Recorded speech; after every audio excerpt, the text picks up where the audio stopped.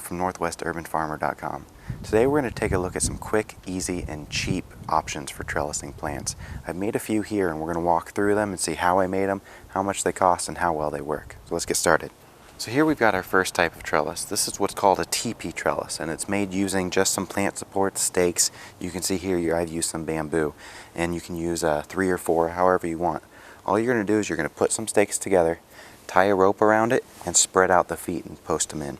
So you can see here I've used some bamboo, and I've just taken some garden twine, wrapped it very tightly around just to make a center point at the top here, and then spread the feet out and staked them into the ground.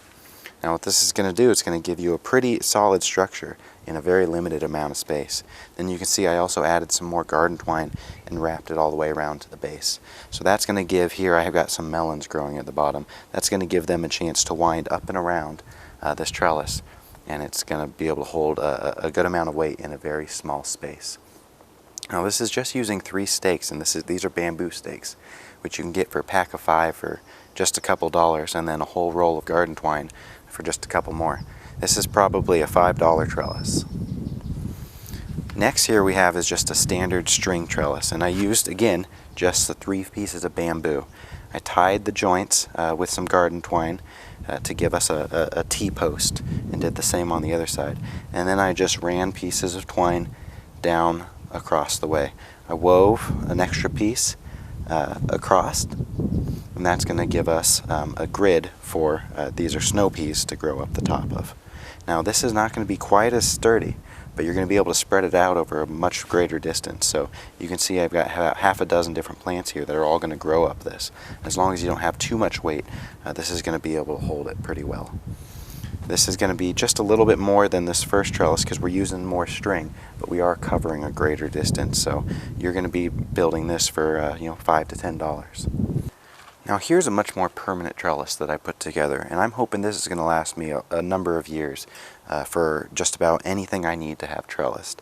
What this is made out of is some 1x1s, which are made out of cedar. I got these at Home Depot for about 50 cents each. They were 4-foot posts, so I didn't have to cut anything.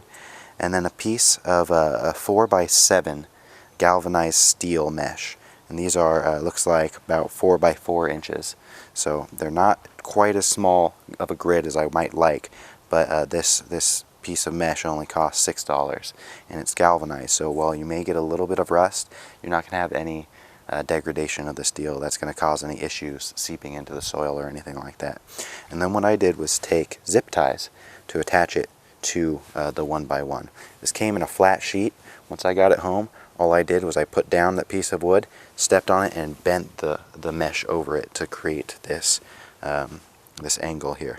And this allows me to have 2 sides. So I've got one row up here, which are shelling peas, and then a row in the back that's going to climb up the back. I've got sun going east to west this direction, so both sides are going to get some sun.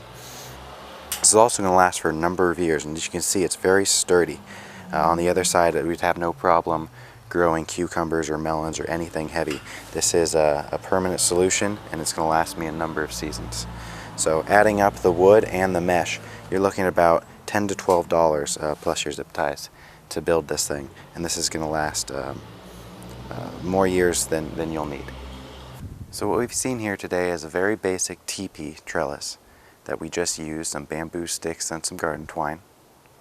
We've also shown you a string trellis, again just using those same pieces of bamboo, just strung out across a different method that's going to give you more room for your plants. And then lastly, a more permanent solution using 1x1 pieces of cedar and a galvanized steel mesh secured with zip ties. For more trellising ideas and more gardening tips and tricks, be sure to visit us at northwesturbanfarmer.com and subscribe and visit back often to our YouTube page.